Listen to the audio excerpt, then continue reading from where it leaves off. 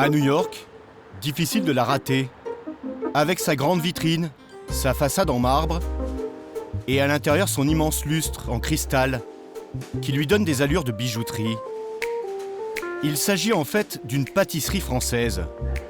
Et visiblement, elle ne laisse pas les gourmands indifférents. Je vais en prendre un à la cerise et au chocolat noir. C'est la première fois que je viens ici, mais j'en ai beaucoup entendu parler. Je ne sais pas comment on le prononce. Merveilleux. Voici la dernière douceur à la mode ici, le merveilleux. Une spécialité du nord de la France qui est en train de conquérir les New-Yorkais. C'est sympa et ce n'est pas du tout lourd comme je l'imaginais. C'est tout léger. Thank you.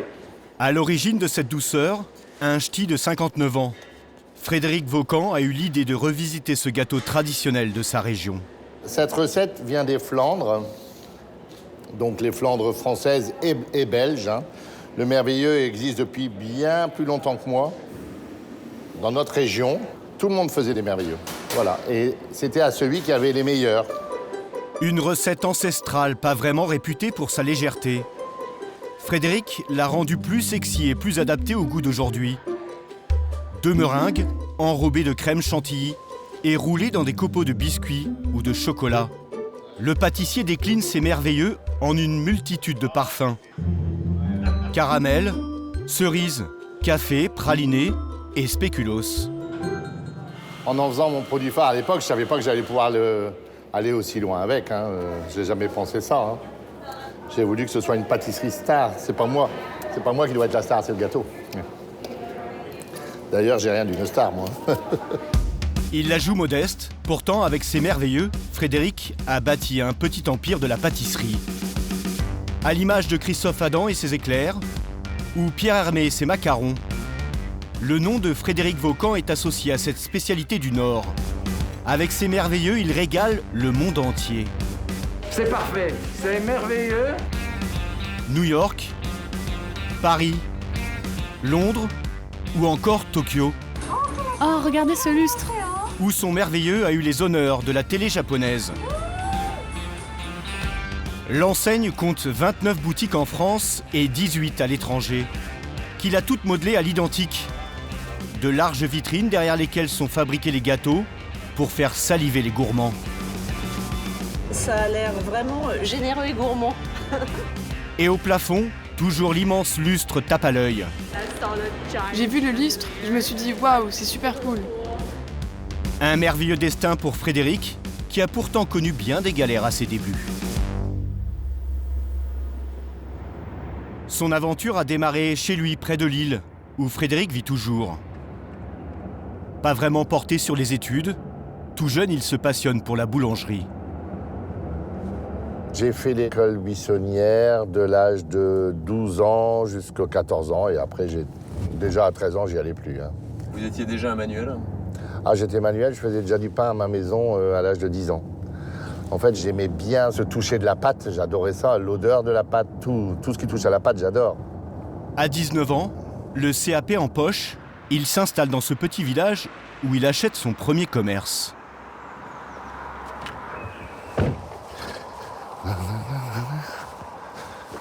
On reconnaît plus rien. L'atelier boulangerie était tout au bout derrière, sur le parking, et l'atelier pâtisserie était là, mais tout est changé, donc on ne peut plus rien revoir comme avant. Vous faisiez déjà des merveilleux, là? Oui, c'était déjà 50% de nos ventes. Ouais. Ces merveilleux plaisent déjà, mais sa gestion financière est catastrophique. Bon, on me coupe mon courant parce que je ne sais pas le payer, le contrôle d'URSSAF parce que je suis en retard de paiement, enfin, ouais, que des merdes.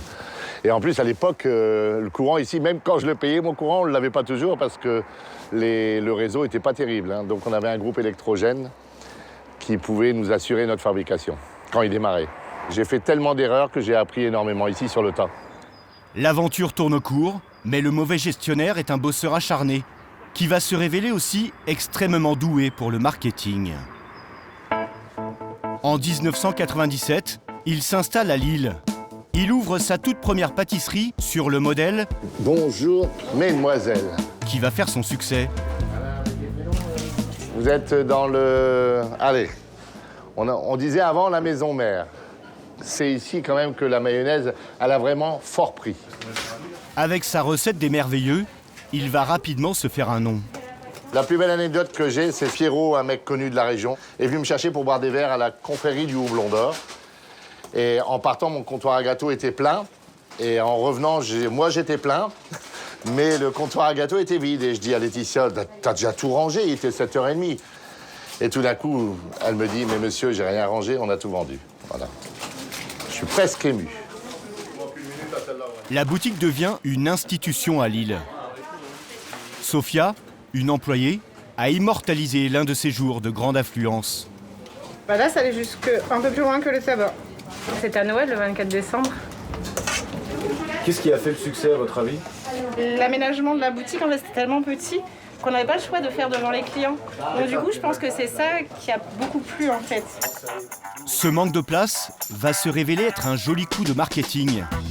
Les gens s'arrêtent et difficile de résister face à tous ces merveilleux qui s'étalent devant la vitrine. On m'appelait la plus belle queue de Lille. Donc, désolé, hein, c'est comme ça. Hein. Il est bourré d'humour. On peut se faire un petit... Bien sûr, mademoiselle. Mais je suis pas une star, hein, moi je suis que pâtissier. Ah non, mais si, vous êtes une star pour moi, jolie. Ah bah j'aime bien être une star pour vous, mais je suis vraiment pas une star. Pourquoi une star? Parce que c'est juste sublimissime ce qu'il fait en pâtisserie. C'est délicieux, c'est léger, c'est bon. Et on est fan du Nord et on est fan de Fred des Merveilleux. Le petit boulanger qui avait fait faillite à ses débuts est devenu aujourd'hui un chef d'entreprise expérimenté qui dirige ses affaires depuis ses bureaux à une demi-heure de Lille. Même s'il a beaucoup appris au fil du temps, l'ancien mauvais élève a encore des lacunes. Je n'ai pas été à l'école. Donc la géographie, je l'apprends un peu avec le développement, notre développement. Les ouvertures de boutique. Les ouvertures de boutique, voilà. Quand j'ai quelqu'un au téléphone qui me dit, bah voilà, moi j'aimerais bien aller par exemple en Norvège, et j'ose pas dire à cette personne, bah Norvège, c'est où ça? Mais là, ça va un peu mieux quand même. Elle est où la Norvège? Juste au-dessus, là-haut. Juste au-dessus. Elle est écrite bien en gras. Son développement s'est fait à un tel rythme qu'à l'approche des 60 ans, Frédéric a décidé de lever le pied. Il a revendu ses boutiques françaises à un franchisé et s'occupe principalement de l'international. La Belgique, bah, grosso modo, j'ai des boutiques encore à moi en propre. J'ai des boutiques où je suis associé.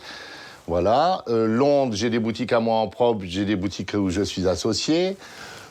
Toronto, je suis associé. Bah, de toute façon, je suis associé partout, mais entre 10 et 90%, on va dire. Chacune de ces boutiques réalise entre 500 000 et 2 millions d'euros de chiffre d'affaires par an. Mais Frédéric reste discret sur ses revenus et son train de vie. De toute façon, il n'a guère le temps d'en profiter. Dans un coin de son entrepôt, sa moto prend la poussière.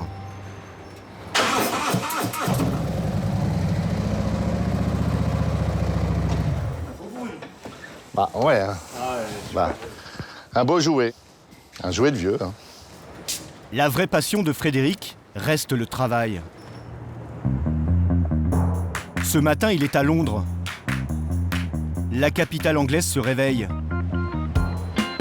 Frédéric, lui, n'a quasiment pas dormi. Tu t'es couché à quelle heure, lui, hier soir? J'ai pas dormi. Ah, t'as pas été au lit? Oh non, t'es fou, toi. Ils ont traversé la Manche et roulé toute la nuit pour arriver ici au plus tôt.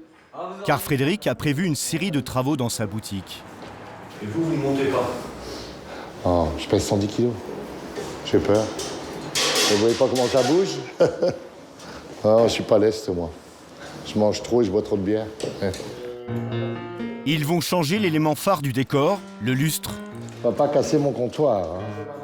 qui va être remplacé par celui-ci plus imposant encore. Les pampilles en cristal de Bohême sont décrochées une par une. Et gare à la casse. Les lustres de Frédéric sont fabriqués sur mesure en République tchèque. Ils coûtent 30 000 € pièce. J'ai vu ça à Vienne il y a une vingtaine d'années. Le jour même, j'ai dit à ma femme, je veux le même. Voilà. Pour moi, c'est chic. Alors pour certains, c'est kitsch. Pour moi, c'est chic. Voilà. J'ai mis dans mes boutiques ce que j'aime, ce que j'aimais. En fait, faut savoir qu'il y a 20 ans, ma boutique était bien plus belle que ma maison. Hein. D'ailleurs, encore aujourd'hui, non, peut-être plus aujourd'hui, mais bon. Il y a 20 ans, j'avais pas une belle salle de bain. Hein. C'était pas terrible chez moi. Hein. Mais par contre, ma boutique, il fallait qu'elle soit magnifique. Voilà. C'est bon. Génial. Bravo, David. Il y en a plus dans 2 têtes que dans une. Jamais en manque d'idées, Non, je suis pas maso quand même. Hein. Frédéric a également décidé de réorganiser toute la cuisine. Mais il a eu les yeux plus gros que le ventre. Et à la nuit tombée, après 12 heures de travail, ce n'est pas terminé. Là, je rigole, mais je vais peut-être moins rire. Ah putain, je rigole plus du tout. Attends, je dois la prendre en bas. On ferait pas ça tous les jours. Hein. Et le chef, il a toujours des idées de révolution comme ça? Très souvent. Très souvent. Mais ça va.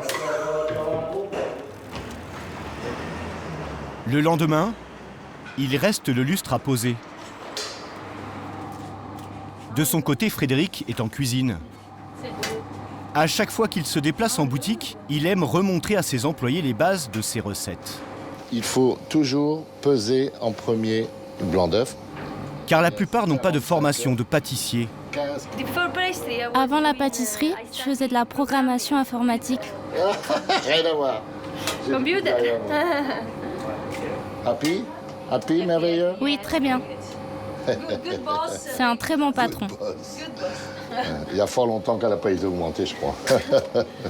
Si j'embauche demain un pâtissier, un très bon pâtissier, et que je lui dis tu ne fais que ça, ben, il va se faire chier chez moi. Donc il va pas aimer ce qu'il fait. Donc il y aura pas, ça va se sentir dans le résultat. 3 kilos. Chocolat. Chocolate. Sugar, zout, salt, levure, beurre, butter.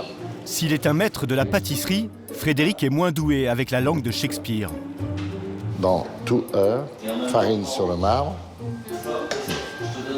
Tac. Et on attend. Je progresse plus du tout depuis longtemps, moi. Mais bon, il y a plein de gens autour de moi qui font des efforts, donc j'en fais encore moins, quoi. C'est ça le problème. Il y a bien un endroit où il n'a aucun souci de langue, c'est chez lui, dans le nord de la France, où il pose ses valises entre 2 voyages. Frédéric reste attaché par-dessus tout à sa région et à ses traditions.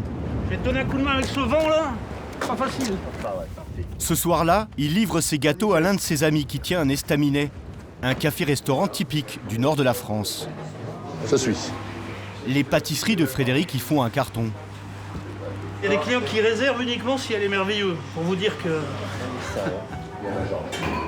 Chéri, quand j'ai construit ma maison, j'ai fait sa connaissance et il m'a dit « Fred, j'aimerais bien vendre tes gâteaux dans mon estaminet ». Alors je lui ai répondu « Non, je vais t'oublier une fois sur 2, c'est mort, tu vas m'engueuler, on va se faire la gueule, stop ». Alors il fait « Non, mais on va trouver une solution, donc je vais le mettre en suggestion, comme ça, quand il y en a, bah, tant mieux, et quand il n'y en a pas, bah, au moins on se fait pas la gueule ». Moi je dis « D'accord ». On vous voit à Londres, à New York, tout ça. Vous aimez revenir sur... J'adore partir à New York, mais j'adore revenir de New York. Voilà. Vous êtes dans mon intimité, là. Avec ses merveilleux, Frédéric n'a pas fini de parcourir le monde. D'ici 1 an, il prévoit l'ouverture de 4 nouvelles boutiques en Europe et au Canada.